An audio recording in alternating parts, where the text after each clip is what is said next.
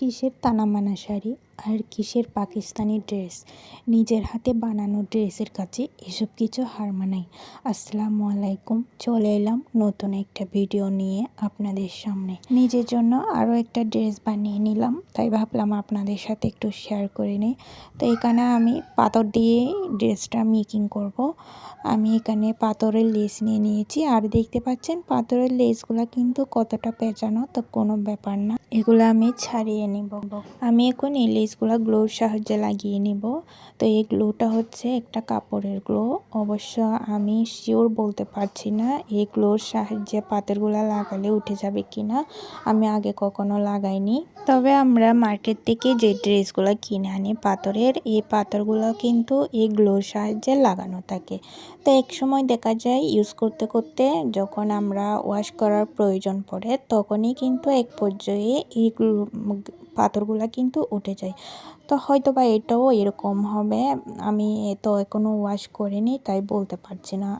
আশা করি এগুলোর সাহায্যে লাগালে এই পাথরগুলো কিন্তু উঠবে না। তো দেখতে পাচ্ছেন আমি কিন্তু আস্তে আস্তে করে সবগুলা ফুলের মধ্যে পাথরগুলা লাগানো হয়ে গেছে, আর এগুলা কিন্তু অনেক শক্তভাবেই লেগে আছে। তো আমার কিন্তু ওড়নাটা কমপ্লিট হয়ে গেছে, আপনারা দেখুন খুব সুন্দর লাগছে কিন্তু দেখতে। এখন চলে এলাম আগুন নিয়ে খেলতে। ছোটবেলায় পড়েছি আগুন নিয়ে খেলো না, বিপদ ডেকে এনো না। তো এখন নিজেই আগুন নিয়ে খেলতে বসে পড়েছি। তো একটা ধূপকাঠির সাহায্যে আমি কিন্তু এই যে লেসের চারপাশটাই অনেক সাবধানে কিন্তু এগুলা আমি পুড়িয়ে কেটে নিয়েছি। তো দেখুন আসলে ওড়নাটা দেখতে কতটাই সুন্দর লাগছে। তারপর চলে এলাম ফাইনাল লুক। এই যে দেখুন আমি কামিজটাও কিন্তু করে নিয়েছি শেপ আগে। তো আমি কামিজের ভিডিওটা আপনাদের সাথে শেয়ার করিনি, কেননা একই কাজ, সব কিছুই একই। আর ওড়নাটা ছিল জর্জটের মধ্যে আর কামিজটা ছিল শামু সিল্কের মধ্যে।